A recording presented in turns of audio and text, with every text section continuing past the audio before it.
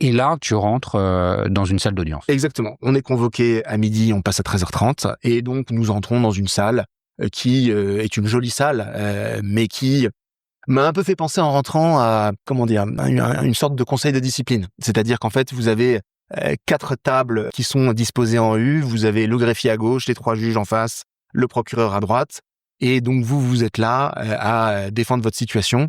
Et alors, ce qui est assez amusant par ailleurs, c'est que ça rentre et ça sort, puisqu'on est la 40e affaire du jour, et que on sent bien que il va falloir défendre notre situation et la défendre et la défendre vite et bien.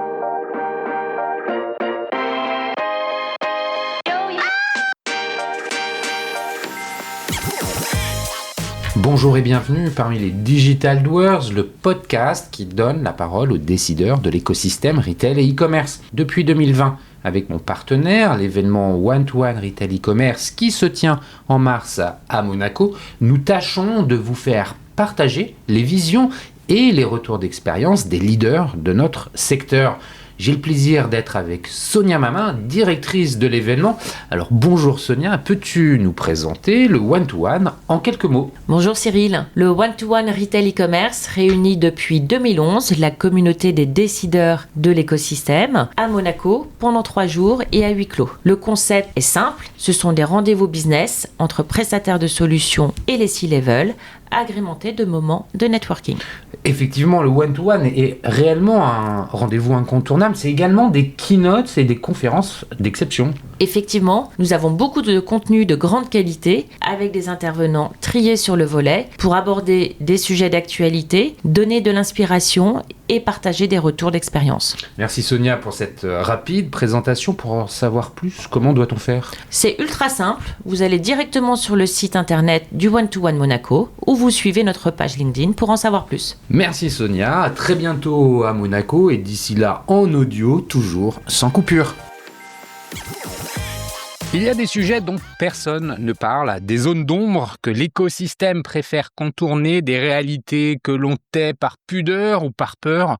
Aujourd'hui, nous allons précisément entrer dans l'un de ces territoires tabous, celui des entreprises en difficulté et plus particulièrement celui du redressement judiciaire, le fameux RJ. Pourtant, il y a presque 4 ans, en janvier 2022, Jean-Christophe Sibon était déjà venu à mon micro pour raconter l'élan des bienfaiteurs, leur modèle inédit et l'énergie d'une plateforme capable de créer des ponts entre les marques et les causes qu'elles défendent. Le contexte était alors celui de la croissance, de l'innovation, de l'impact positif qui se déployait. Rien ne laissait présager ce que nous allons aborder aujourd'hui, parce que le retail et l'e-commerce ne sont pas uniquement des histoires d'expansion, de traction ou de tours de table réussis. Ils sont aussi faits de fragilité, de rupture et de crises silencieuses. Et lorsque ces crises éclatent, elles emportent tout, la gouvernance, la trésorerie, les relations humaines et parfois même la confiance que l'on avait en soi. Depuis quelques semaines, Impact & Co, la société éditrice des bienfaiteurs, est placée en redressement judiciaire. C'est une réalité dure, souvent honteuse, toujours complexe, mais c'est surtout une réalité que Jean-Christophe a choisi d'assumer. Il a décidé de parler, de raconter, de ne rien cacher. Mieux encore, il a créé un espace public pour expliquer la situation en détail et il a choisi de venir ici à nouveau pour en témoigner. Dans cette conversation, nous allons revenir sur l'année 2024, pourtant exceptionnelle, puis comprendre comment 2025 a basculé. Nous évoquerons les difficultés de gouvernance, le départ brutal des associés historiques, les tensions internes, l'arrêt du financement ainsi que les arbitrages qui ont transformé une situation fragile en crise ouverte.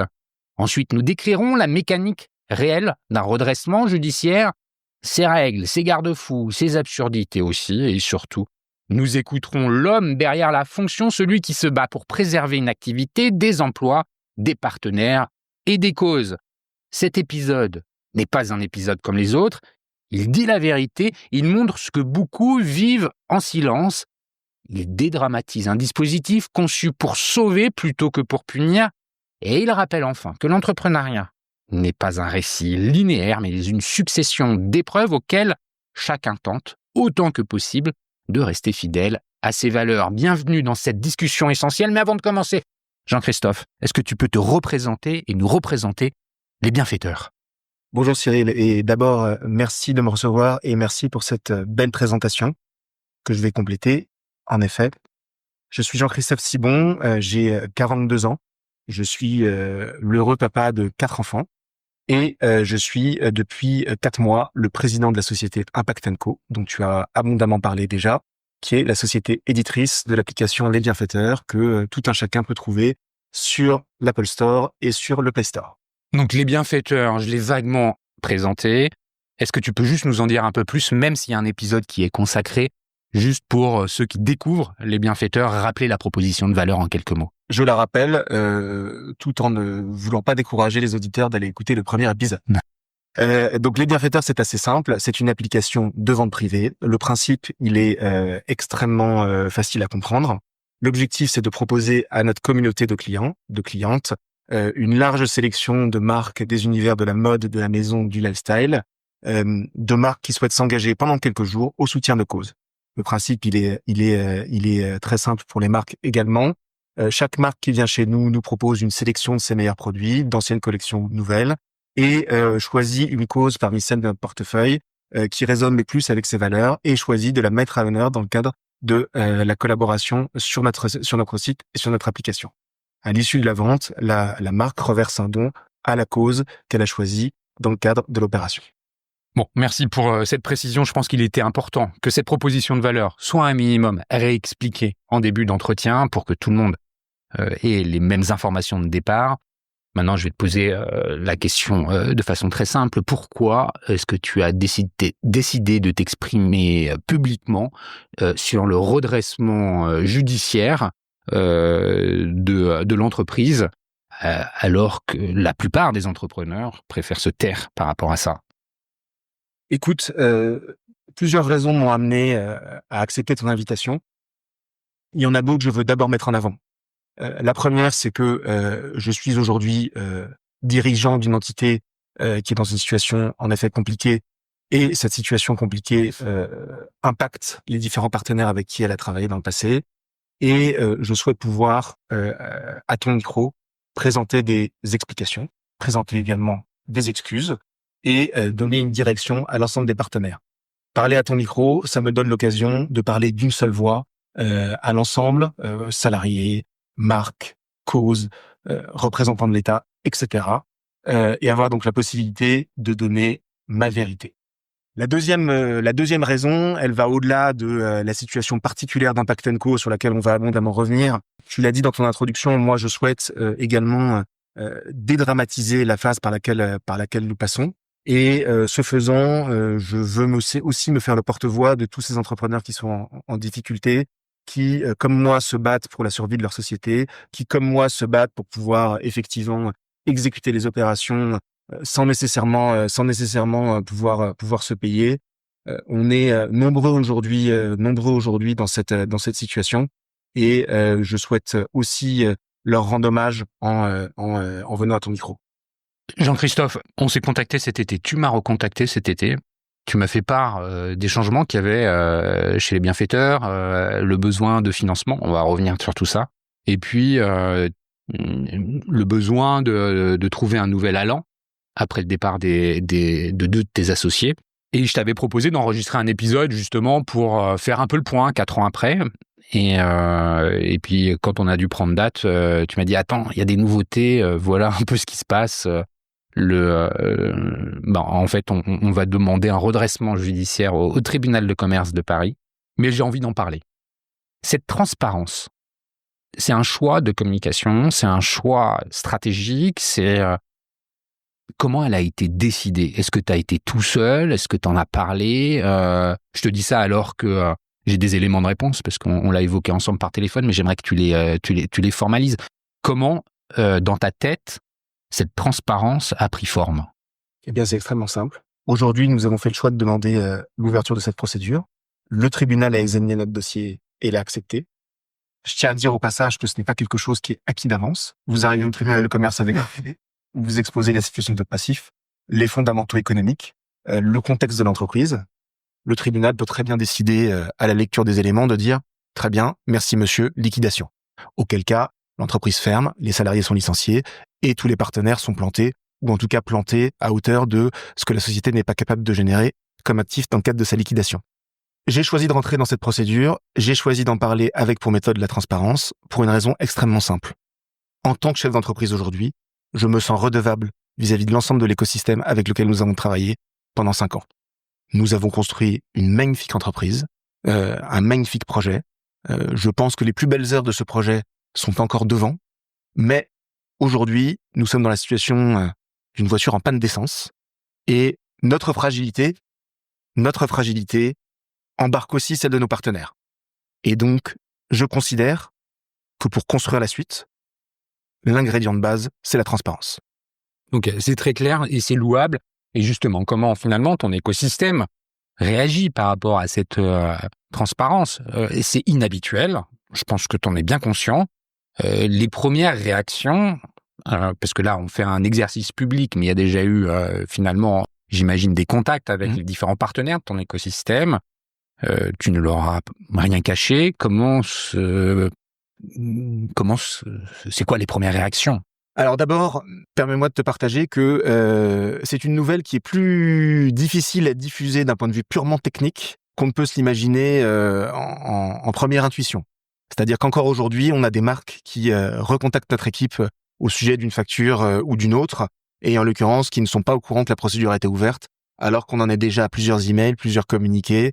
La nouvelle met du temps à se diffuser. Ça, c'est le premier point. Après, parce que on enregistre aujourd'hui le 14 novembre, la décision du tribunal de commerce, elle remonte au 16 octobre. 16 octobre, donc il y a à peine un mois. Et donc, j'ai communiqué auprès des différents partenaires il y a un mois, effectivement, c'était le 14 octobre précisément. Après, sur les réactions, en fait, elles sont de plusieurs natures. Bon, je veux pas faire l'impasse sur le fait qu'il y a un certain nombre de partenaires qui sont en colère, parce que ce que je leur dis en leur disant que Impact & Co rentre en redressement judiciaire, je leur explique que nous faisons appel à une procédure, comme tu l'as expliqué dans ton introduction, qui est cadrée par la loi, qui impose à l'ensemble des créanciers d'attendre, puisque le passif d'avant le 16 octobre, est gelé, et que la conséquence de cela, c'est qu'ils vont devoir attendre pour le règlement de leurs créances. Une fois qu'on a dit ça, ce premier niveau de réaction, l'ensemble des parties prenantes de la société est embarqué avec nous dans la même aventure. Il y a des engagements qui ont été pris vis-à-vis des uns et des autres, et moi, ma ligne directrice, c'est de pouvoir les tenir dans le cadre du plan, dans le cadre du dispositif légal qui est proposé, et c'est à ça que je m'attelle matin et soir. On a la chance, on peut déjà le dire avec un mois de recul, de pouvoir s'appuyer sur un certain nombre de partenaires stratégiques qui ont fait le choix de continuer à travailler avec nous. On a déjà un certain nombre de marques chez qui nous avons des factures en attente, ou plus exactement qui ont des factures en attente chez nous, qui ont fait le choix de revenir sur la plateforme et qui ont compris un concept très simple. C'est que pour que les factures d'hier soient honorées, il n'y a pas d'autre solution que de continuer l'activité aujourd'hui. Et donc, à nous de créer avec toute l'équipe les conditions de la confiance pour que les bienfaiteurs puissent à nouveau dérouler leur planning d'opération dans des conditions qui soient sécurisantes pour l'ensemble des parties prenantes, avec les nouveaux invités à la table qui sont le mandataire judiciaire et l'administrateur judiciaire sur lesquels je vais revenir, et donc à nous tous de pouvoir construire un chemin qui donne de la visibilité, qui donnera de la visibilité dans les prochains mois sur la fin de la crise. Bon, merci pour cette introduction sur le contexte. Évidemment, comme tu l'as dit, nous allons revenir plus en détail sur un certain nombre de points. Avant de le faire, j'aimerais revenir un peu sur l'historique. En introduction, je le disais, 2024 a été une année record. Il y a un basculement qui s'est opéré en 2025. Comment, finalement, on passe d'une année euphorique à une année de basculement? Ce que j'aimerais, c'est comprendre les fondamentaux qu'il y a derrière. Revenons sur 2024, qu'est-ce qui fonctionne ? Eh bien, effectivement, 2024, c'est une année record pour les bienfaiteurs. Le projet a démarré en 2020 et il a démarré sur les bases d'un projet de croissance. En 2021, on fait 500 000 euros de volume d'affaires. En 2022, on fait 1,5 million. En 2023, on fait 3 millions. En 2024, on arrive à 5 millions, ce qui correspond à peu près 500 000 euros d'engagement de dons pour les causes qui sont partenaires des marques qui vendent sur notre site. Magnifique année, on a réalisé 500 opérations, l'équipe fait 15 personnes et effectivement, notre application est enfin installée dans le paysage de la vente privée. Mais c'est aussi une année de fragilité parce que, je viens de le dire, on était 15 et pour arriver à ce résultat de 5 millions de volume d'affaires, il a fallu construire une structure de coûts d'un montant important puisque au mois de janvier 2025, pour te donner un ordre d'idée, les coûts fixes d'Impact & Co, c'est 80 000 euros par mois. Voilà. D'accord. Donc on est sur 1 million annualisé. Exactement. Et ça, c'est plus que effectivement la marge dégagée par les ventes. Exactement. Nous n'avons jamais été rentables depuis le début. Quand je te disais que nous étions sur un projet de croissance, l'idée, ça a été d'aller chercher des financements au fil de l'eau pour pouvoir effectivement augmenter la capacité de production à la fois commerciale et opérationnelle et opérationnelle du business, en se disant que une fois atteint une certaine taille critique, les coûts seraient remboursés et que on serait en capacité de passer à une deuxième phase avec une entreprise ayant atteint son point mort. Cette deuxième phase, ça devait être pour cette année, puisque en fin d'année 2024, l'équipe Sales construit un business plan où 2025 devrait permettre de réaliser 9 millions d'euros de volume d'affaires. Et c'est dans cet esprit-là que nous attaquons l'année 2025 avec deux choses à l'agenda. Effectivement, donc augmenter d'un peu plus de 50% notre volume d'affaires, et puis par ailleurs derrière d'organiser une levée de fonds pour résoudre un problème qui se pose déjà à l'époque, c'est la sous-capitalisation de la société. Donc là, il y a des problèmes de trésorerie déjà, il y a à jongler avec de la trésor, comment ça se passe Il n'y a pas de problème de trésorerie au 1er janvier. En revanche, en effet, il y a un certain nombre de financements qui doivent arriver à échéance relativement brève et qu'il va falloir donc remplacer sous une forme ou sous une autre. Donc là, vous allez voir les financeurs historiques. Qu'est-ce que vous faites à ce moment-là, en début 2025, pour continuer le financement de l'entreprise ? Oui, on fait exactement ça. C'est-à-dire que donc on a un fonds qui a investi chez nous en 2023, qu'on ressollicite en 2025 et qui effectivement donc engage des discussions avec nous pour remettre un financement sur la table de nature à nous permettre de faire le bridge, comme on dit dans le langage consacré, jusqu'au point mort qui est prévu pour le quatrième trimestre 2025. Qu'est-ce qui se passe en 2025 pour que ce plan ne se réalise pas dans la première moitié de l'année ? Il se passe une succession de crises qui nous amène le 16 octobre au tribunal de commerce de Paris. La crise, elle est de 3 natures. Il y a une crise de gouvernance, il y a une crise opérationnelle et il y a une crise de liquidité. La crise de gouvernance, elle est assez simple. En mars dernier, Charles, mon associé, président à l'époque et initiateur du projet, m'invite à déjeuner et me dit « Je suis fatigué, j'arrête ». Je précise tout de suite que je ne suis pas là pour le juger. Je constate simplement que c'est l'état des choses au mois de mars et s'ouvre ensuite une négociation de départ où manifestement nous sommes dans une divergence de vision totale entre les différents associés sur la situation de l'entreprise que nous avons en charge.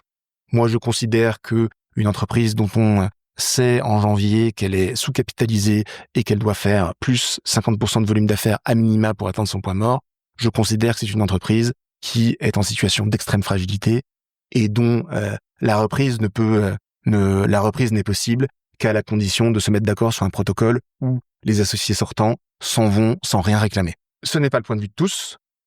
S'engagent 4 mois de négociations extrêmement compliquées qui ont pesé sur les opérations, qui ont pesé sur les équipes, qui ont pesé sur les partenaires, où finalement la plateforme devient une sorte d'objet sans pilote, où tant que les questions de gouvernance ne sont pas réglées, difficile de donner des réponses claires aux uns et aux autres, et où le précipice se rapproche encore plus. Fin juillet, les négociations aboutissent. Dans les termes que je viens de te décrire, avec des cessions de titres pour 1 euro, et je deviens président d'une société en extrême difficulté. Pourquoi est-ce que j'ai choisi de prendre la présidence de la société et de continuer malgré ce contexte de désengagement ? Je l'ai dit tout à l'heure, moi je me sens redevable vis-à-vis de l'écosystème. Je considère que on ne peut pas, à la première difficulté, en l'occurrence une difficulté financière, considérer que la bataille ne vaut plus la peine d'être menée et quitter le navire. Je considère que le rôle d'un chef d'entreprise, le rôle d'un entrepreneur, c'est d'assumer les difficultés et de prendre les décisions difficiles. Et en l'occurrence, c'est ce à quoi je m'évertue depuis le mois de février. Donc là, c'est la première crise de gouvernance. Tu nous expliques comment elle est structurée, comment on s'en sort et que reprend la direction, la présidence de l'entreprise. Oui. Il y a 2 autres crise que tu as mentionnée. Tout à fait. La crise des opérations et la crise des liquidités. L'autre sujet qui s'impose à nous, la stratégie qui avait été mise en œuvre était une stratégie de démultiplication des opérations. En fait, donc l'objectif, c'est pour que maximiser le volume d'affaires de la plateforme et maximiser l'impact, puisque l'objectif est de permettre à des marques de s'engager facilement. La logique était de demander aux commerciaux d'aller chercher toujours plus d'opérations pour pouvoir avoir une offre la plus conséquente sur le site, la plus qualitative possible, générer le plus de volume d'affaires possible et générer le plus de dons possible. Cette stratégie, elle a son charme, mais elle a aussi ses contraintes. Il n'est pas possible de rentrer dans cette stratégie-là sans avoir un produit extrêmement bien ciselé. Et les évolutions qui étaient attendues pour pouvoir gérer cette croissance-là n'ont pas pu être apportées dans le contexte que je viens de décrire au printemps, ce qui fait que non seulement aujourd'hui nous n'avons pas la capacité en effet d'honorer l'ensemble de nos engagements, mais quand bien même nous l'aurions eu, nous aurions été ensevelis, j'assume le terme, par une complexité administrative qui n'a pas pu être anticipée dans de bonnes conditions, parce que en l'occurrence faire venir 800 partenaires sur la plateforme dans de bonnes conditions de communication, de transparence, de visibilité sur la facturation, sur les informations légales et sur tout le reste, eh bien, effectivement, il y a une complexité technique pour laquelle la plateforme n'avait pas la maturité, en tout cas cet été. Donc ça, c'est côté opérationnel. Et la crise de liquidité. Est-ce que côté opérationnel, finalement, il y a aussi en sous-jacent des sujets RH, des sujets gestion des hommes, ambiance des équipes?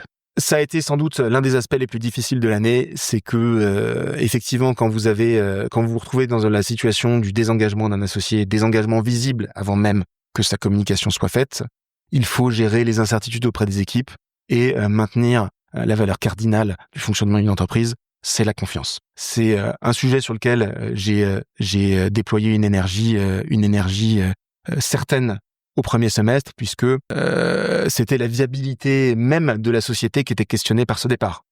Donc, il a fallu en effet passer du temps avec chacun des membres de l'équipe, donner de la vision, repositionner le rôle de chacun dans le contexte, et il faut bien le dire également, entamer le seul chemin possible, à la survie de l'entreprise. C'est une réorganisation interne, puisque tout à l'heure, je te disais que nous avions 80 000 euros de coûts en moyenne, 80 000 euros de coûts au mois de janvier. Pour l'essentiel, c'était du salaire. En fait, ce qui n'a pas été anticipé jusqu'ici en termes de produits, s'est retrouvé dans nos effectifs et a pesé très lourd sur la performance de la société. Ok, donc là, ça nous permet d'arriver sur la crise des liquidités. Tout à fait. Cette crise de gouvernance, cette crise opérationnelle, c'est-à-dire à la fois avec l'aspect technique, administratif et ressources humaines, des craintes, des émotions qui sont gérées par une tension qui naît au sein de la gouvernance. Et cette crise des liquidités, comment elle se présente à toi, à vous? Qu'est-ce que vous en faites? C'est quoi? C'est extrêmement simple. S'il faut une image, c'est celle du toboggan. On aborde l'année au mois de janvier avec effectivement des financements à échéance rapide. Se greffe la gestion de ce départ. L'activité se poursuit et continue de gérer de la liquidité. Mais en attendant, toute levée de fonds est impossible tant que les questions de gouvernance ne sont pas réglées. Et une fois que les questions de gouvernance sont réglées, on arrive avec une situation qui est trop dégradée pour pouvoir aller chercher des investisseurs. Qui veut investir dans une entreprise qui a un passif aussi important que celui qu'on présente à la date de la reprise de la société? Personne. Le passif, il n'est pas différent de celui qui existait en début d'année. Non. Mais la gouvernance n'étant plus la même, la crise étant passée par là, finalement, les investisseurs sont frileux et ne souhaitent plus continuer, c'est ça? Les investisseurs souhaitent qu'on leur parle d'un projet de croissance. Communiquer sur une levée de fonds, déjà de façon générale dans le contexte actuel, c'est compliqué. Mais par ailleurs, quand vous avez en effet un certain nombre de fournisseurs qui attendent et qui commencent à questionner la gestion, légitimement au passage, et qui, par ailleurs, derrière, vous devez communiquer sur un départ de l'équipe dirigeante, vous avez intérêt à être très convaincant. Donc, reprenant le... Ça, quand je fais une pause 2 secondes. Quand cette situation, elle est à juillet 2025. C'est le moment où, d'ailleurs, tu m'appelles. Tout à fait. Et là, c'était pour aller partager, chercher des insights. Je sais pas quel était le motif exact dans ta tête. Juste le besoin de parler peut-être, mais c'est pas le sujet. Toi, tu reprends la présidence. À ce moment-là, tu nous as dit la raison pour laquelle tu avais voulu reprendre cette présidence de l'entreprise. Dans ta tête, comment tu envisages la suite de l'aventure à ce moment-là, sachant les difficultés avec les investisseurs, les difficultés avec les équipes internes, la structure de coûts? C'est quoi dans ta tête le schéma directionnel que doit prendre l'entreprise?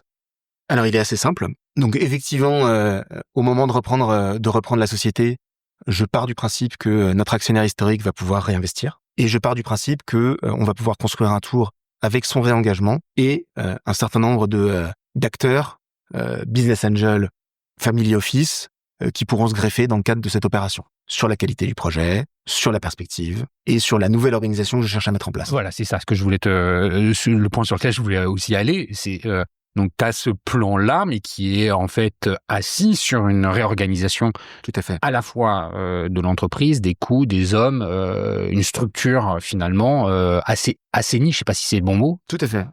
En fait, il n'y a pas d'autre solution effectivement pour assurer la suite de l'aventure, et c'est ce à quoi je m'attelle depuis le mois de juillet, dans les différents contextes qu'on a traversés depuis. C'est effectivement de construire un monde où, en effet, on peut atteindre des niveaux de business comparables à ceux qu'on a atteints en 2024, avec une structure de coût bien moins importante. Et donc, cela passe notamment par de la revue sur les process, de l'automatisation et de la capacité à assurer du flux de façon très efficace. Je donne un exemple. L'une des difficultés effectivement structurelles qu'on a rencontrées, c'était sur notre capacité à exécuter les paiements pour les marques, parce que en fait, cela nécessite la concaténation d'un certain nombre de micro-tâches qui sont compliquées à mettre en œuvre et qui demandent des ressources conséquentes dans un contexte de sérénité de gouvernance. Tout ça, on l'avait pas au premier semestre. Et en l'occurrence, donc là, ce qu'on est en capacité de proposer aujourd'hui aux marques, c'est un espace quasiment self-service, qui va être mis à disposition dans les prochains jours des différents partenaires, où en fait la marque n'a plus de questions à se poser sur la façon dont va se passer son règlement. Tout est inscrit en ligne, tout se prépare effectivement en amont, tout est automatisé, et la marque est seule maître de ce sujet-là. Que je comprenne bien l'état d'esprit dans lequel tu te trouves durant l'été et finalement jusqu'à la décision de te présenter devant le tribunal de commerce, c'est que tu es maintenant seul aux commandes. Tout à fait.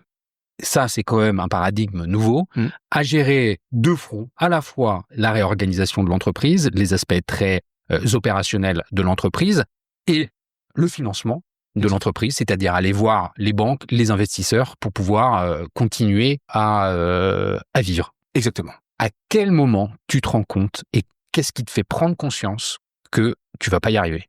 Je t'ai dit, j'ai pris tout à l'heure l'image du toboggan, c'est-à-dire qu'en fait, donc je récupère la société dans un état d'endettement très important.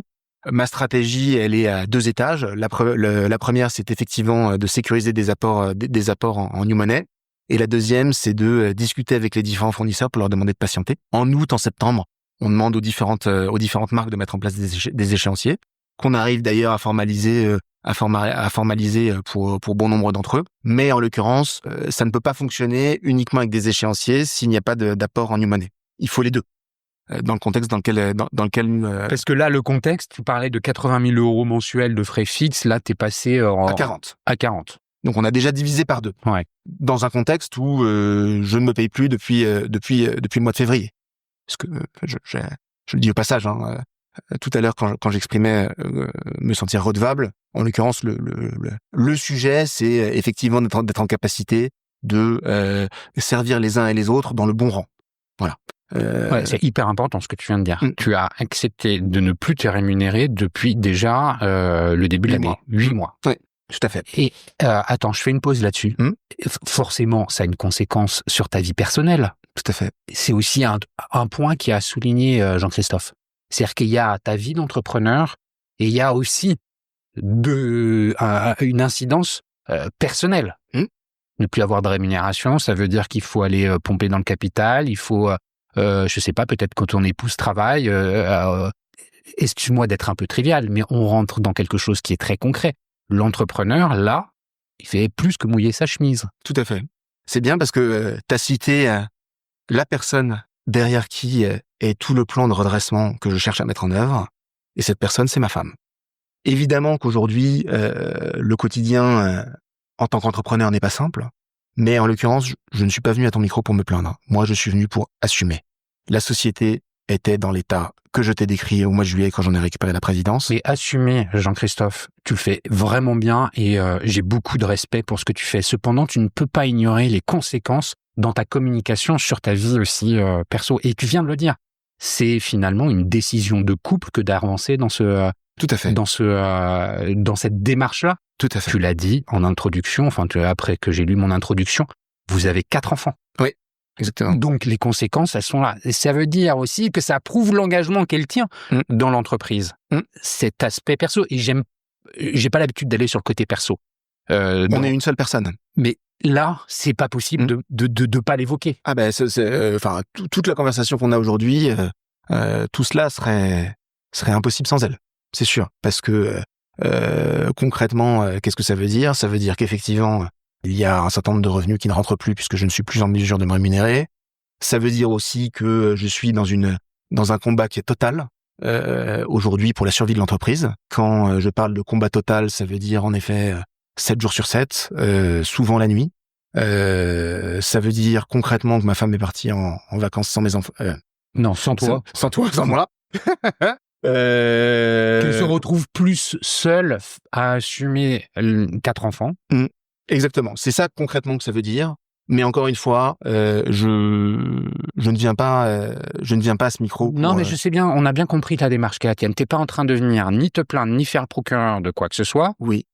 T'es en train d'exposer une réalité. Et de dire à tous mes partenaires, et de dire aux salariés, qu'ils savent, parce qu'ils sont aux premières loges, et je veux leur rendre hommage au passage, dire aux salariés, dire aux causes, dire aux marques, dire aux différents partenaires que mon engagement est total. Et que, en fait, on va revenir sur la crise, sur la dernière crise tout à l'heure, et que, en fait, c'est devenu, c'est certes une question d'engagement vis-à-vis de la société Impact & Co, vis-à-vis de ses différents partenaires. C'est aussi, je veux le dire, une question de principe. C'est-à-dire qu'en fait, derrière la société, derrière la plateforme, derrière la marque, derrière l'application, il y a aussi, une idée qui consiste à dire que, voilà, moi, ma conviction, c'est que le commerce est l'un des meilleurs outils pour permettre à la société dans son ensemble de financer les causes qui sont devant elle pour le siècle à venir. Ça, c'est ma conviction. Ouais. Et en fait, liquider cette boîte, ce serait un peu liquider cette idée. Et pour moi, ça, c'est quelque chose qui n'est pas acceptable et qui l'est d'autant moins que j'ai la conviction qu'il y a un chemin.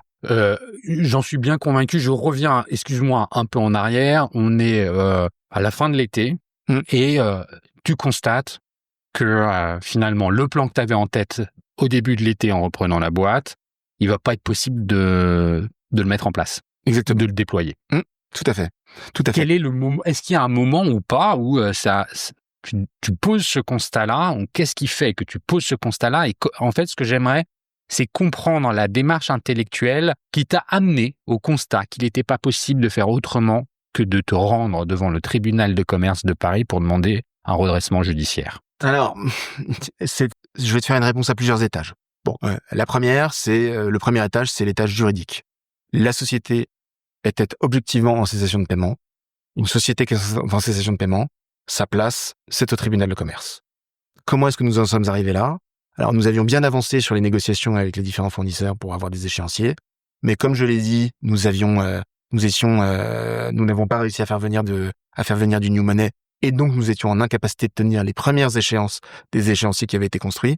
Et à ça s'est ajouté, il faut bien le dire, la dénonciation du contrat que nous avions avec notre affactureur fin septembre. Et donc, l'affacturage, tout le monde connaît. Alors, souvent, on dit que tout le monde connaît, mais j'aimerais bien que tu le redéfinisses, parce que il y en a certains qui ne doivent pas connaître ce que c'est que l'affacturage, et c'est tellement clé, mais tellement clé dans une situation de tension des liquidités.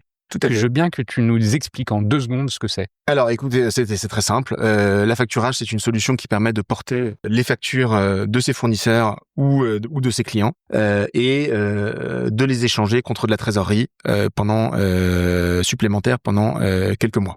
Contre un pourcentage. Exactement. Voilà. Donc, c'est un financement court terme. C'est un financement court terme qui permet des facilités de caisse. Mais en l'occurrence, dans notre cas, c'était un financement qui était continuellement renouvelé et qui donc en fait se comportait un peu comme un financement de long terme. C'était vraiment le dernier bout de scotch qui rendait une perspective possible. Dans ce premier étage juridique, la solution, c'était en effet la place d'Impact & Co, c'était d'aller déposer son dossier de cessation de paiement. Après, il y a un autre étage, qui est un étage psychologique. Je considère, donc certes, on n'a pas pu mettre en place le plan imaginé fin juillet dans les 2 mois qui ont suivi, mais néanmoins, on n'a pas rien fait. La première chose que tu l'as dit, on s'est réorganisé avec une structure de coût déjà nettement allégée et une capacité à exécuter les opérations en net progrès. Le business là-dedans, on n'en a pas parlé. Il est comment?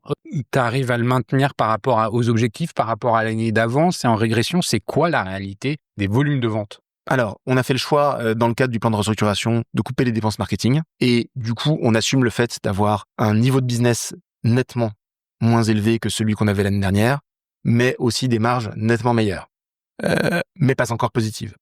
L'objectif, c'était d'être en capacité de démontrer à des investisseurs que que la société n'était pas condamnée à perdre, comme c'était le cas au mois de janvier, 40 000 euros par mois. Voilà. Donc du coup, j'ai perdu ce que je voulais te dire. Mais si, en fait, tu étais en train de dire ce qui t'a amené à prendre la décision d'aller, l'état d'esprit dans lequel tu te trouvais avant d'aller prendre la décision de te présenter devant le tribunal de commerce de Paris. C'est d'abord, comme tu viens de l'expliquer, une crise, la cessation de paiement.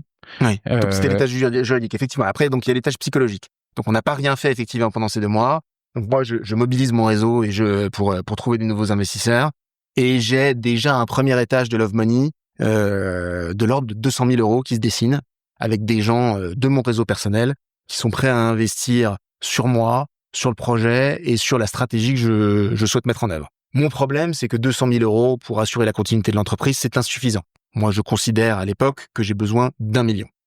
Et donc 1 million, ça veut dire que en plus de ce premier étage de Love Money, j'ai besoin d'aller chercher un acteur institutionnel qui soit prêt à prendre son risque avec moi pour accompagner la restructuration de la société. Cet acteur institutionnel, dans le contexte que j'ai décrit d'héritage du premier semestre, il n'est pas possible à trouver. Là-dessus, derrière, effectivement, se greffent les péripéties du mois de septembre et notamment la dénonciation de ce contrat factureur. Et j'en viens aussi à la réflexion que rentrer en redressement judiciaire, même si c'est une décision extrêmement violente pour tout le monde et un signal un peu infamant, je vais y revenir, vis-à-vis du marché, en fait, c'est peut-être la bonne solution puisque il se trouve que ces investisseurs, donc en Love Money, sont prêts à m'accompagner, y compris dans le cadre du redressement judiciaire. Et donc, j'en viens à la conclusion que la bonne solution, c'est effectivement de rentrer en redressement judiciaire, même si ça doit être accompagné vis-à-vis des différents partenaires, parce que ça n'est pas une situation anodine, évidemment. C'est la bonne solution en s'adossant sur ces financements qui vont permettre de terminer le travail de restructuration que j'ai commencé pendant l'été et attaquer les prochains mois avec une logique totalement assainie et des délais de paiement qui soient dans les règles de l'art et même qui soient mieux disants que le marché. Est-ce qu'il y a d'autres solutions qui se présentaient à toi que le redressement? D'autres solutions juridiques, d'autres solutions tout court? Ouais, j'en avais une deuxième, c'était l'abandon, mais elle n'était pas acceptable. Ok. Donc, le redressement, comment tu te prépares pour aller au tribunal de commerce? Parce que c'est pas acté quand tu te présentes devant le tribunal de commerce. Tu l'as dit tout à l'heure, le tribunal de commerce aurait très bien pu décider de la liquidation de l'entreprise et considérer que le projet de redressement n'était pas tenable. Tout à fait. Donc, comment on prépare ça? Eh bien, concrètement, on a un dossier d'une 20aine de pages à remplir dans lequel T'es aidé ou pas? Ah oui, alors effectivement, j'ai la chance d'avoir été accompagné et je me permets une minute de publicité pour lui par maître Fabrice Girard depuis le début de la procédure sur les aspects spécifiques du redressement judiciaire et c'est vraiment quelque chose de tout à fait fondamental d'être bien accompagné dans ce genre de phase parce que ces procédures-là sont des outils extrêmement puissants, on va y revenir, mais ils ont leur subtilité juridique qu'il faut pouvoir bien maîtriser. Et donc, on remplit ce dossier. Quels sont les arguments forts qui rentrent dans ce dossier pour défendre ta stratégie face au tribunal? Eh bien, l'argument est assez simple. Jusqu'ici, la société s'est embarquée dans une structure de coûts beaucoup trop élevée. Un chemin est possible où on maintient le même niveau d'opération, mais avec un produit beaucoup plus travaillé, qui permet d'aller chercher une profitabilité beaucoup plus rapide. Qu'est-ce qui a pesé a posteriori quand tu regardes la décision? Qu'est-ce que tu crois est-ce qu'il y a quelque chose qui a pesé plus ou c'est un ensemble d'éléments qui a fait prendre cette décision au tribunal? Le sous-entendu dans ma question, le fait que tu ne te payes plus depuis quelque temps, est-ce que ça a apporté la preuve que tu es engagé dans la société? Le fait que tu aies du love money qui est prêt à venir, est-ce que c'est rassurant pour le juge? Est-ce que le fait que tu aies réduit de moitié la structure de coût fixe, alors elle peut paraître surprenante, ma question, parce que évidente, mais ce que je voudrais faire ressortir, c'est sur quoi se base finalement la décision du tribunal d'appliquer le plan de continuité, parce que c'est le terme de l'entreprise. Alors, en l'occurrence, la période dans laquelle nous sommes, ça s'appelle la période d'observation. C'est-à-dire qu'en fait, le juge considère que oui, en effet, le dossier vaut la peine d'ouvrir une période d'observation qui dure 6 mois renouvelable, dont l'objectif est de mesurer la capacité de l'entreprise à exécuter ses opérations et à dégager de la profitabilité, en tout cas ne pas créer de passif, dans des conditions où en effet le passif d'avant le jugement d'ouverture est gelé. Il faut vraiment s'imaginer que donc vous remplissez effectivement votre dossier d'une 20aine de pages où vous déclarez la liste de vos salariés, la liste de vos engagements. Qu'est-ce que tu déclares dans la liste des engagements? Des estimations sur la dette, par exemple. Vous déposez ce dossier, on vous donne une date. La dette, excuse-moi, j'arrête dessus parce que c'est des éléments qui, à mon avis, vont parler à beaucoup. Tu as déclaré un montant de dette. Oui. Il est public. C'est pour ça que et tu m'as dit en préparant l'émission, non mais il y a pas de problème, j'ai pas de sujet tabou, tu peux y aller, je veux parler de tout. Alors dans le dossier, j'ai déclaré 1 200 000 euros de dette. Qui rassemble à la fois les fournisseurs, l'URSSAF, les loyers, tout. Ça rassemble aussi, c'est aussi de l'échu et du non-échu. Donc parmi dans ce montant-là, il y en a qu'une partie qui était exigible à court terme, évidemment. C'est 1,2 million de dettes à mettre au regard de l'année dernière, 5 millions de volume d'affaires, mais qui n'est pas le chiffre d'affaires. C'est important de bien le préciser.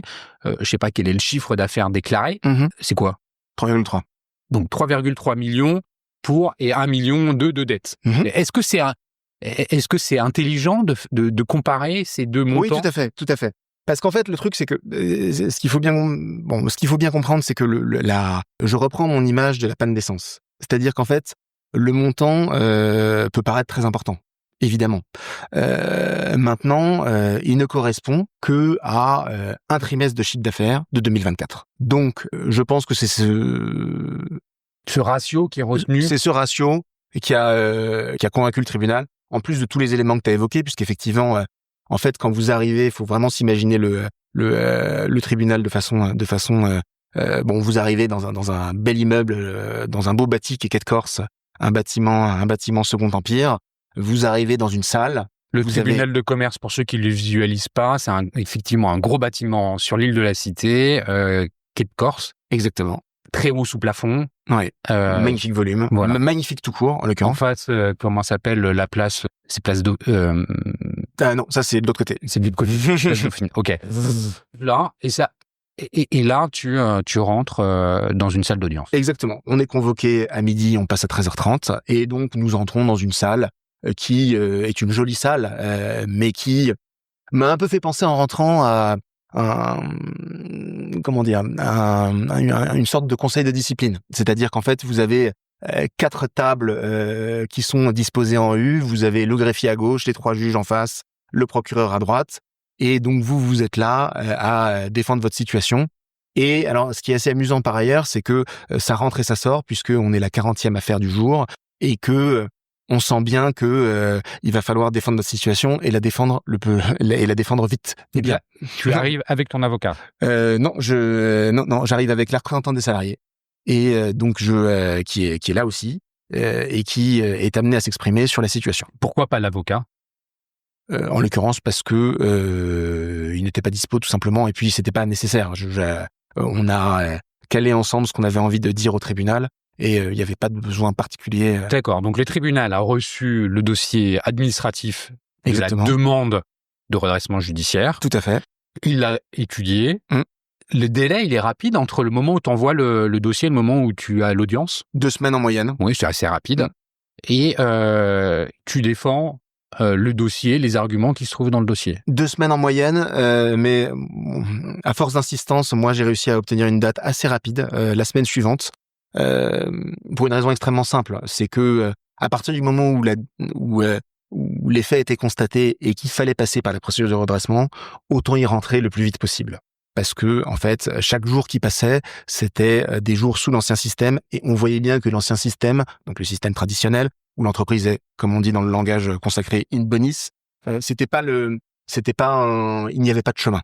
Donc, initialement, pour tout te dire, j'aurais dû passer début novembre, et j'ai obtenu, en argumentant le fait que pour la société, c'était critique de pouvoir rentrer en procédure le plus vite possible, j'ai obtenu d'avoir mon audience le 16 octobre. Ok. Là, tu te présentes devant les juges. 3, c'est ça? Et là, comment ça se passe? T'as combien de temps? On visualise la salle d'audience, tu nous l'as bien décrite. Maintenant, ce que je voudrais, c'est savoir comment ça se passe concrètement pour toi. 5 minutes je mets des guillemets, de pitch, où vous expliquez ce qui vous a amené à déposer le dossier, vous expliquez ce que vous comprenez des difficultés que vous avez rencontrées, et vous expliquez comment est-ce que vous comptez vous en sortir. Vous mettez à disposition une prévision de trésorerie qui dit, voilà, dans les 6 prochains mois, il va se passer ceci et cela, et vous présentez vos arguments. Et comme tu dis, effectivement, l'un des très gros arguments dans la décision qui a été prise, c'était de dire que j'avais des financeurs qui étaient avec moi. C'est quand même la première garantie que je ne suis pas seul dans mon coin à me raconter qu'il y a un chemin. D'autres y croient avec moi. Est-ce qu'ils te posent des questions pour essayer un peu de te challenger par rapport au projet que tu défends devant eux? Bien sûr. Non seulement ils me posent des questions, mais ils en posent également à la représentante des salariés. Quel type de questions? Vous, mademoiselle, qui représentez les salariés, quelle est votre vision sur la situation? Voilà. Et donc, j'ai eu la joie d'avoir un témoignage de confiance à ce moment-là, qui je pense a également pesé dans la décision du tribunal. Ouais. Parce que tout ce que j'ai raconté, effectivement, ça s'impose à moi en tant que dirigeant, mais ça s'impose aussi à l'équipe. On a des gens qui sont dans l'équipe depuis 2 ans et qui, en fait, c'est aussi leur travail qui est menacé par les événements du premier semestre. Continue à être payé, hein. Oui, bien sûr. Ouais. Ça va toujours mieux en le disant. Ouais. L'audience en tout dure combien de temps? Tu me dis 5 minutes de pitch, des questions-réponses, ça dure combien de temps? 1/4 d'heure. 1/4 d'heure. Au bout de ce 1/4 d'heure hors du temps. 1/4 d'heure hors du temps. T'as l'impression que ça passe à toute allure ou que c'est très lent? Exactement. Et tu flottes.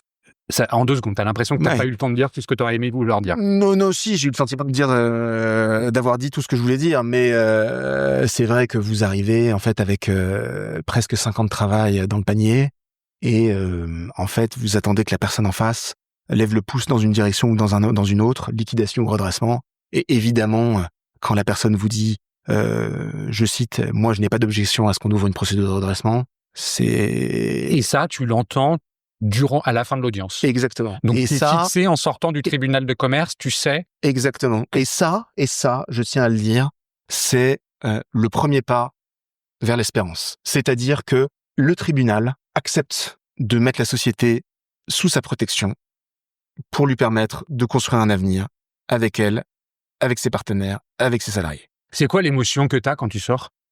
Énorme, évidemment, parce que tout aurait pu s'arrêter là. Et c'est le principe de cette procédure, c'est-à-dire que, en fait, pendant la période d'observation, on a des rendez-vous réguliers avec l'un de ces juges, qu'on appelle le juge-commissaire, et à tout moment, si la situation dérape, il peut décider que finalement la bonne procédure pour la société, c'est la liquidation. Ok. Donc il faut donner des preuves de façon constante. Donc tu sors, il y a un mélange d'émotions, de soulagement, c'est quoi? Tu ris, je suis désolé, mais c'est juste que j'aimerais bien comprendre dans quel état d'esprit on ressort d'une audience comme celle-là. Un immense soulagement, encore une fois, parce que, comme disait Churchill, ce n'est pas la fin, ce n'est même pas le commencement de la fin, c'est la fin du début. Il dit ça au milieu du conflit mondial. Et ça illustre le fait que, oui, évidemment, devant nous, encore une montagne de problèmes se présente. Mais t'as l'impression qu'en fait, tu mets une narine en dehors de l'autre, tu peux respirer un petit peu. Exactement. La première personne que tu contactes pour... Ma femme, évidemment. Bien sûr. Merci, en fait, de nous livrer cette réalité, parce que on la devine, mais là, tu nous l'as fait vivre, et je pense que c'est important d'être bien concret. C'est quoi la suite du redressement judiciaire? Comment concrètement ça se met en place? Il y a un administrateur, c'est ça, qui est désigné. C'est quoi? Comment il est désigné? Combien ça coûte? Donc effectivement, dans le cadre de la procédure, sont nommées 3 personnes qui sont désormais à la table d'Impact & Co. La première, j'en ai parlé, c'est le juge commissaire que on voit à intervalles réguliers pour faire le point sur l'avancement de la procédure et qui donc représente la voix du tribunal pendant les 6 mois plus. La deuxième, c'est le mandataire judiciaire qui est là pour représenter les intérêts des créanciers dans le cadre de la procédure. Et donc là, aujourd'hui, que font concrètement les gens qui ont des factures en souffrance chez nous? Ils prennent contact avec ce mandataire et leur envoient leurs factures pour qu'elles soient loguées, enregistrées dans un reporting qui a pour but de fixer la dette dans son montant définitif. Parce que oui, tout à l'heure, je l'ai pas précisé, mais en effet, dans le dossier, j'ai déclaré 1,2 million. Mais évidemment qu'une boîte de distribution comme nous, en fait, sa dette change à chaque minute parce que là, pendant qu'on parle, des gens ont passé commande sur le site, ce qui fait naître une dette vis-à-vis des fournisseurs. Et donc, c'est impossible à chiffrer à l'euro près. On est toujours sur des estimations. Par ailleurs, derrière, dans le contexte que j'ai décrit de crise des opérations, les reportings sont pas d'une qualité tout à fait satisfaisante de mon point de vue en ce moment. Bref, dans le dossier, j'ai tapé plutôt large parce que je souhaitais aussi me protéger et qu'on ne vienne pas me dire que j'avais sous-estimé l'ampleur de la situation. La situation, elle est ce qu'elle est. Elle est de mon point de vue, en effet, objectivement, si on regarde la photo, mauvaise. Si on regarde le film, tu as eu raison de comparer tout à l'heure avec 2024. Elle est tout à fait gérable. Mais en l'occurrence, là, l'un des objectifs de la période d'observation avec le mandataire judiciaire, et je reviens à ta question, c'est effectivement de cartographier l'ensemble des engagements pour pouvoir ensuite construire un plan de remboursement qui vise à honorer les factures en souffrance. Concrètement, ça se passe comment? Tu as une personne qui vient dans les bureaux, s'asseoir, travailler avec toi. Comment ça se passe concrètement? Alors non. Alors on n'a vu personne. C'est aussi la question que m'ont posé les salariés à l'époque. Concrètement, ce sont des interlocuteurs à distance. Et donc non, on envoie des documents, on fait des visios et puis donc les choses se mettent en place petit à petit. Le troisième interlocuteur de la procédure, c'est l'administrateur judiciaire. Lui, il est là pour remplir une mission d'assistance qui vise à t'aider en tant que dirigeant à mettre en place l'ensemble des dispositions pour assurer la pérennité de l'entreprise. Et donc lui, il est là notamment pour contrôler avec toi l'exécution des différentes sorties de cash. Ça, c'est... Je me souviens que c'est un point qu'on avait évoqué. Tout à fait. On avait évoqué avant même la mise en redressement judiciaire. Oui. Attends, on va continuer là-dessus. Ça a un coût, tout ça. Bien sûr. Il y a des honoraires qui sont portés par le mandataire et par l'administrateur. Enfin, qui sont plus exactement facturés. Ouais. Et que, en effet, l'entreprise est tenue de prendre en charge dans le cadre de la procédure. Avec un paiement durant la procédure. Exactement. Ça fait partie des charges que... l'entreprise doit prendre en charge. Okay. Exactement. C'est calculé en fonction du nombre de salariés et de l'ampleur des créanciers. Voilà. Donc, selon des modalités que je ne suis pas en mesure de te donner, dont je ne suis pas en mesure de te donner les contours exacts à ce stade, mais ça se précisera. Très bien. C'est important de le souligner. Justement, revenons sur le contrôle qui est opéré par ces différentes personnes, dont l'administrateur judiciaire, sur la gouvernance, c'est-à-dire sur ton pouvoir à toi de décider dans l'entreprise. Tu parlais des paiements, jusqu'où ça va. Tu disais qu'il était important de continuer l'activité si on veut pouvoir rembourser les dettes. Donc, il faut que les marques continuent à faire des ventes privées sur la plateforme Les Bienfaiteurs. Tu voulais prendre un engagement, et je sais que tu as pu le prendre, mais comment ça a pu être possible? C'est de leur garantir le paiement à J+1, 2, je sais plus combien. Enfin, tu m'avais dit, finalement, dès que la vente est terminée, ils touchent leur argent et c'est un engagement. Ça, tu as pu le prendre seul avec l'accord de l'administrateur. Bon, tu vois, c'est une question un peu fourre-tout. Il y a beaucoup de choses, mais Je voudrais que justement tu témoignes de ça. Mais tout à fait. Non, mais c'est vraiment un point saillant, un point saillant de la procédure et de la survie du business. Bon, le premier point, c'est qu'effectivement, vous rentrez en redressement judiciaire, votre dette historique est gelée.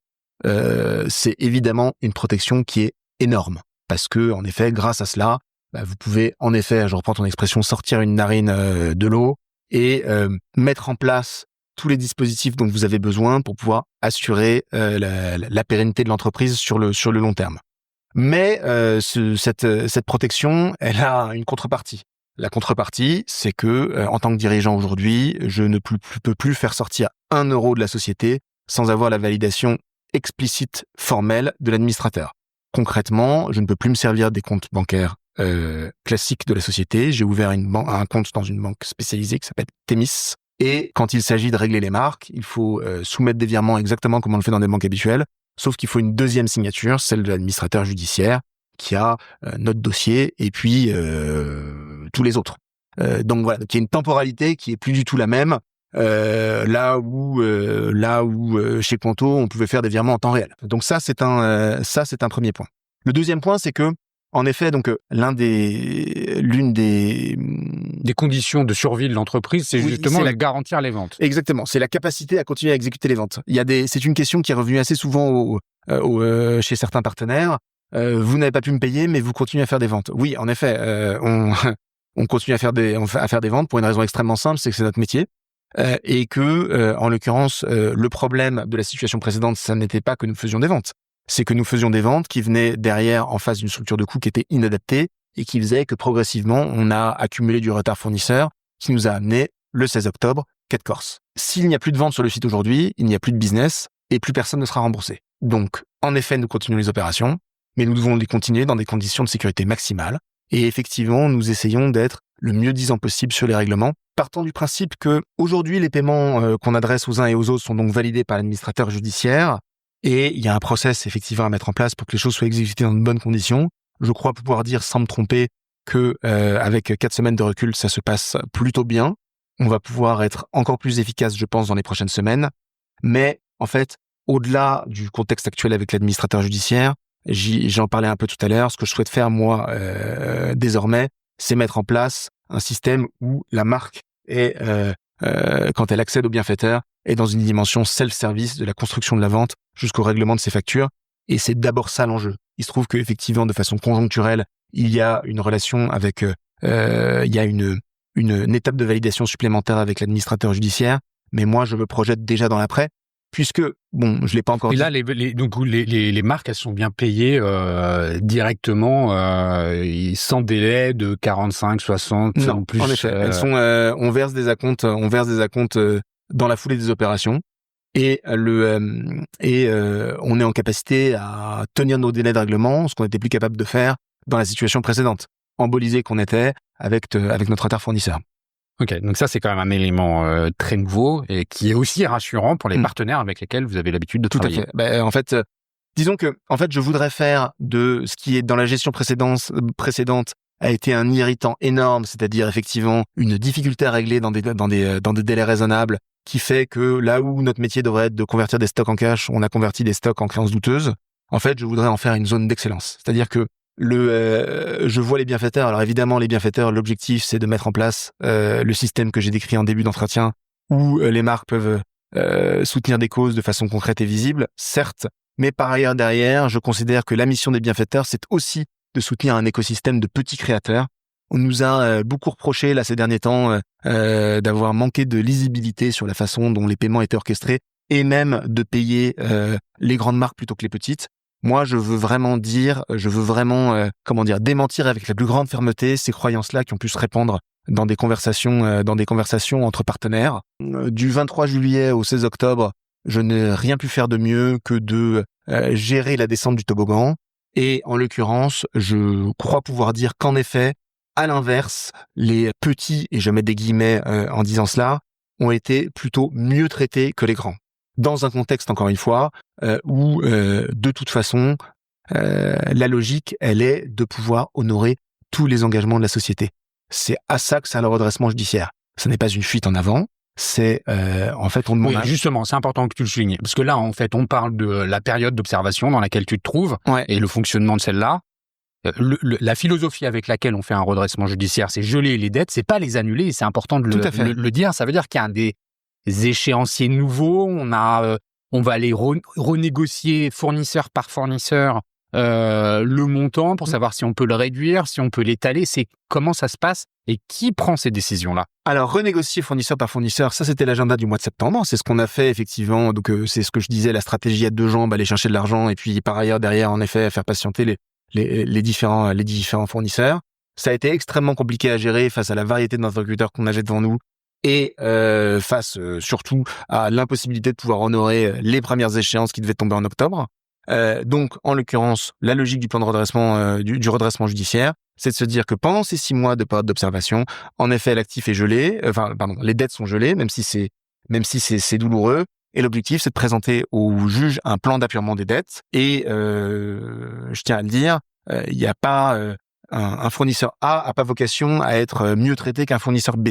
Le principe, c'est que tout le monde est à la même enseigne, avec ce qu'on appelle un dividende qui est versé chaque année dans le cadre du plan de continuité et qui vise à effectivement pouvoir permettre d'apurer le passif. Parce que à l'issue de la période d'observation, tu repasses en audience devant le juge. Exactement. Là, il y a l'administrateur judiciaire et le mandataire qui prennent la parole aussi et qui finalement dressent le constat, le bilan de cette période d'observation. Exactement. Et nous proposons un plan conjointement qui peut aller jusqu'à 10 ans. Ça s'appelle le plan de continuité. Exactement. Et mais encore une fois, jusqu'à 10 ans, c'est jusqu'à 10 ans pour rembourser les dettes. Exactement. Mais je le précise au passage pour tenir cette échéance-là à distance. Mon objectif, c'est bien de pouvoir rembourser les partenaires le plus vite possible. Et c'est à ça qu'on va s'atteler. Mais 10 ans, c'est ce que propose la loi. C'est ce que propose la loi. Donc, vous allez présenter ce plan. Ce plan, il est accepté ou refusé. Il peut être demandé d'être amendé. C'est quoi l'issue de l'audience durant laquelle vous allez soutenir le plan de continuité? Il est co-construit avec l'administrateur et il est validé par le juge à l'issue de la période d'observation. La période d'observation, elle peut durer 6 mois, mais elle peut se rallonger. Et donc, l'objectif, c'est effectivement d'être en capacité pour moi à sortir de la période d'observation le plus vite possible et également à pouvoir rembourser dans de bonnes conditions les partenaires dans les délais les plus courts possibles. Qu'est-ce qui change après la période d'observation? Est-ce que tu récupères une forme d'autonomie, par exemple, sur les finances? Oui. Est-ce que c'est... Oui, tout à fait. C'est forcément une phase de la procédure que je connais moins bien puisque je ne l'ai pas vécue. Oui, en effet, on est plus libre à l'issue de. Tu recouvres une liberté qui est celle qui était la tienne en tant qu'entrepreneur. Sur les engagements financiers, mais l'administrateur judiciaire reste là pour nous assister et pour faire un contrôle a posteriori. Il y a des échéances régulières dans le plan de continuité, de contrôle, des rendez-vous qui sont programmés. Comment tu sais ça? L'objectif déjà, c'est de pouvoir tenir les échéances et puis effectivement de montrer que la société est en capacité de tenir ses objectifs. Qu'est-ce que tu aimerais souligner sur les clichés qu'on peut avoir au sujet du plan du redressement judiciaire, de l'ARJ? En fait, pourquoi aujourd'hui tu te dis finalement c'est une opportunité alors que beaucoup de gens le perçoivent pas comme tel? C'est extrêmement simple. Bon, déjà, premier point, il y a une clarification sémantique à faire. On a un certain nombre de partenaires qui nous ont écrit pour dire qu'ils avaient entendu qu'on était en liquidation judiciaire. Le premier point à faire, c'est effectivement la distinction entre les deux. Le redressement judiciaire, c'est une procédure dont l'objectif est de construire un avenir pour la société. La liquidation judiciaire, c'est une procédure dont l'objectif est de convertir ses actifs en cash, exactement, pour pouvoir rembourser qui doit l'être. En l'occurrence, donc nous sommes bien dans une logique de redressement judiciaire, c'est-à-dire l'objectif c'est de mettre en place un plan pour assurer un avenir à la société et à ses partenaires. Ok. Tu m'as dit en fait quand on a préparé l'enregistrement, tu m'as dit en fait c'est une chance. En fait je veux influencer. Non, c'est pas le bon mot influencer, mais je veux insuffler. Voilà, c'est le mot que je cherchais. Cette vibration positive qui a finalement le redressement judiciaire, c'est ce qui va permettre de repartir de l'avant. Mais tout à fait. Comment, pour un peu conclure sur le sujet, comment les équipes aujourd'hui vivent cette situation? Alors évidemment, quand l'hypothèse est venue sur la table, bon, tout ça s'est fait dans des délais très courts. Encore une fois, je reprends mon image du toboggan. 1 mois avant, 15 jours avant, on n'est pas du tout dans ces discussions-là. Au début, effectivement, un peu de surprise, un peu d'appréhension sur non seulement ce que ça veut dire pour les équipes, mais aussi pour le signal que ça envoie au marché.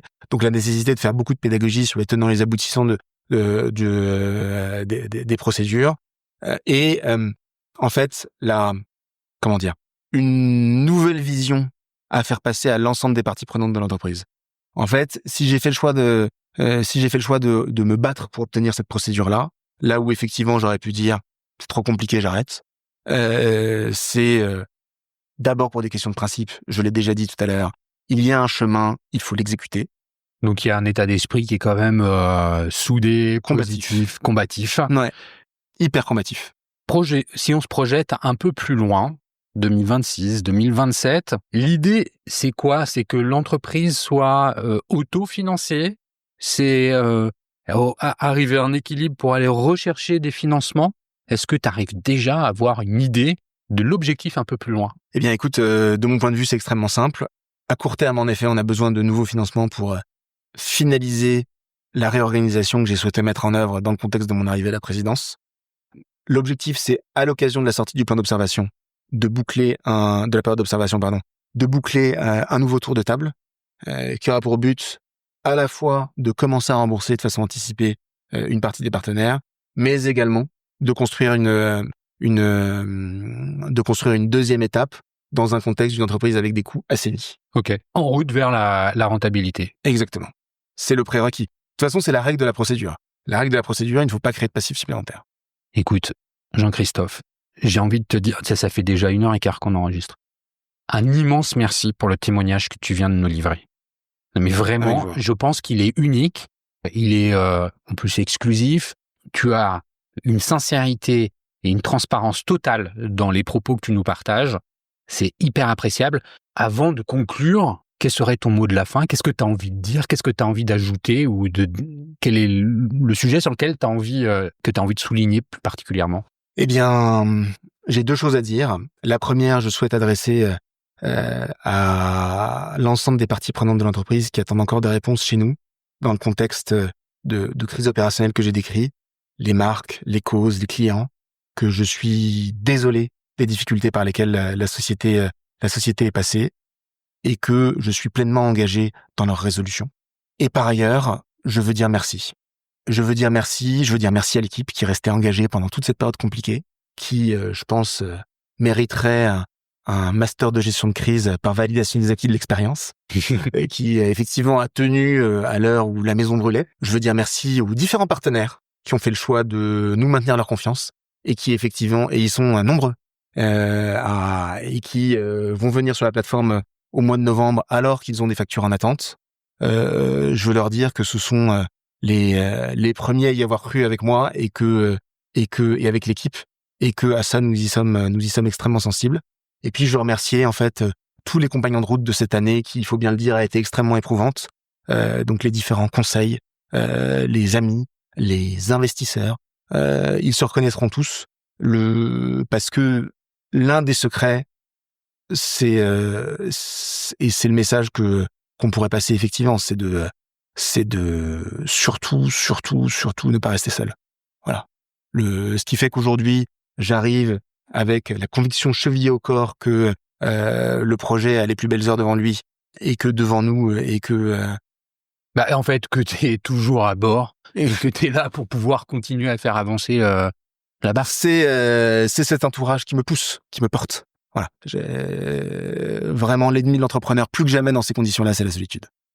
Eh ben, écoute, merci encore Jean-Christophe pour ce partage. Je pense qu'on est nombreux à avoir écouté avec attention tes propos qui sont absolument pas communs.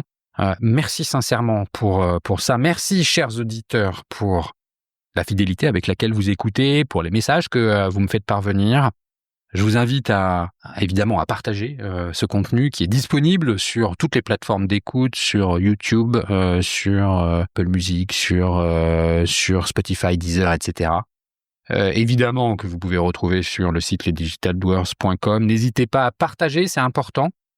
Si pour une raison ou une autre, vous avez envie d'aider et d'être contributif au redressement des bienfaiteurs, vous pouvez le faire en allant acheter d'abord sur les sur les ventes privées qui sont organisées. Et puis, vous pouvez, je pense, contacter Jean-Christophe Sibon sur LinkedIn. Il se fera une joie de vous répondre. Si vous avez des difficultés à le faire et que vous voulez que je vous mette en relation, n'hésitez pas à me contacter. Je le ferai avec grand plaisir. Jean-Christophe, merci encore une fois, 1000 fois. Avec joie, Cyril. Merci de m'avoir accueilli.